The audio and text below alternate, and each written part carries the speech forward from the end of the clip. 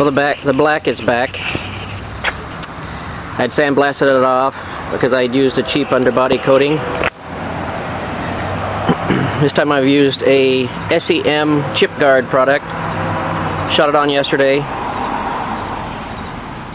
Have to use a really large tip to shoot it because it's so thick. But it comes on really nice. I was out at the farm and so it's got dirt on it, but let me get a close up here. You can see it's a thick rubberized texture.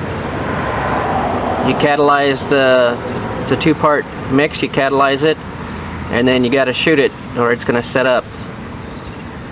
And then later I'm going to paint, maybe in the spring next year, I'm going to paint the upper body a graphite, metallic graphite color. So it'll be a dark graphite and then a black on the bottom. I tinted it with the sun right there. I tinted it with the same color that the Toyota is. Tinted that.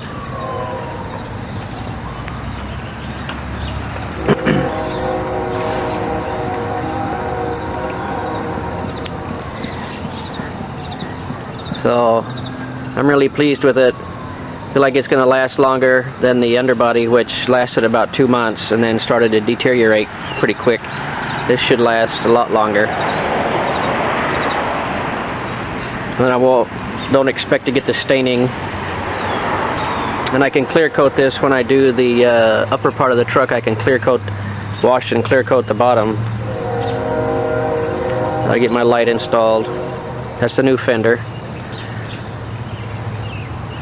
A little repair job there that I'll take care of with some Bondo later. Had a crack in it. A crack here. I was just where I was experimenting a couple of months ago with some plastic welding, but there's Bondo right there, so Bondo doesn't plastic weld. But you can see here where I've actually plastic welded. Did that yesterday. There's a crack running down through here, and so you grind that out so that there's a groove. I used Dremel to grind that out so that there's a groove in there, and then I have a heat gun. Just heat it up and press the melted rod into the melted material there. And this panel, you can see it if you know what you're looking for. Right here was the impact, and so it was cracked down like that. It was cracked all the way down there. It's cracked down there. Had a big crack that came up that way. And so I plastic welded those yesterday as well, and then Bondoed the uneven parts. You can feel a little dip right there, but who cares? It's a 360,000 mile truck. It's not for looks, it's a hard working truck, but it does look quite a bit better. Now down on the bottom, I didn't even touch that. It's broken down there. I just went ahead and painted over it. I'm not going to worry about underneath here. There's nobody looks down there unless I'm running over them. I haven't done that lately.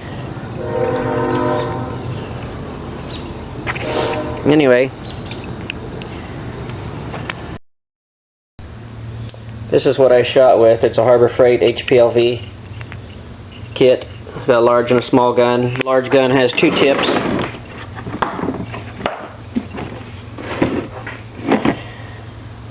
There's an extra tip. It's got a small tip with a small needle.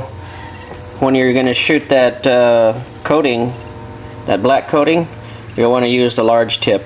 The large tip is almost not large enough, but it does come out. It kind of pulses out because it's so thick. If you have a bigger tip, they recommend a slightly bigger one. I don't remember what the specs on this were, like 2.3 or something. They recommend something like a 2.7. I don't know. Anyway, it shot it okay. I was pleased with the finished result. I didn't thin it.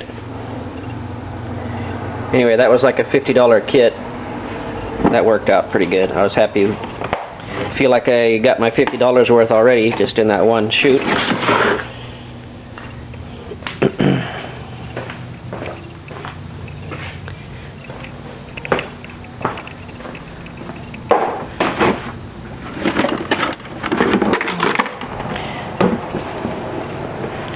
This is what I shot on there. It's the SEM ProTech 2K chip guard. It's for rocker panels. I've got about 20% of the product left in there, so I'm going to use that to finish the tailgate. And it's possible I will black out the front end, or I may just do the blackout on the front end with the graphite when I shoot that. Not quite sure.